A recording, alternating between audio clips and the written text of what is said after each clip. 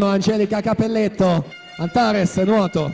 In corsia 2 Francesca Tartaglia, Stella Marina. Alla 3 Aurora Zanin, Nottoli nuoto. Corsia 4 Laura Franchin, Idros.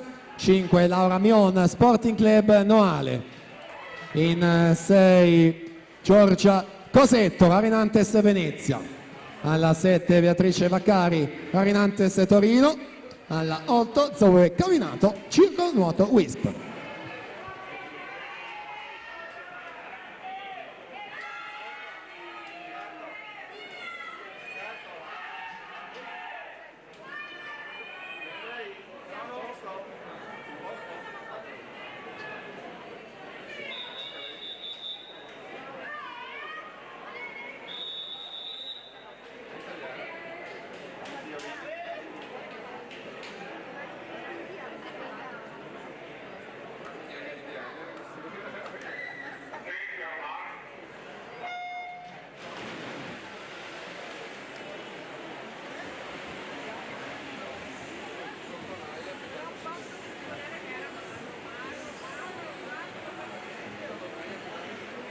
Finale junior femmine, primato è di Vittoria Grotto, 2-3 e 15.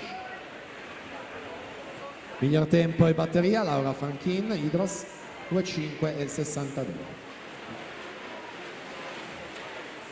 Francesca Tartaglia 29 e 62 su Laura Mion 29 e 65, Laura Franchin 29 e 72. 69 centesimi soltanto a chiudere le atlete dalla prima alla settima.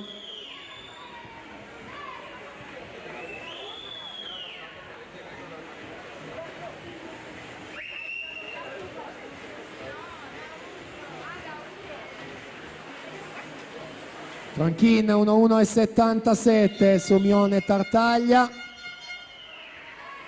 Giorgia Gosetto anche in acqua in corsia 6, seconda ai categoria di Roma negli 800 stile libero. Prova ad allungare in corsia centrale Laura Franchin, Idros in questo terzo tratto di 50 metri. Decisamente la più veloce in vasca, 31 e 17 per lei. Mion 32,69, Zanin 32,71, ma vicinissima anche Giorgia Gosetto in corsia 6.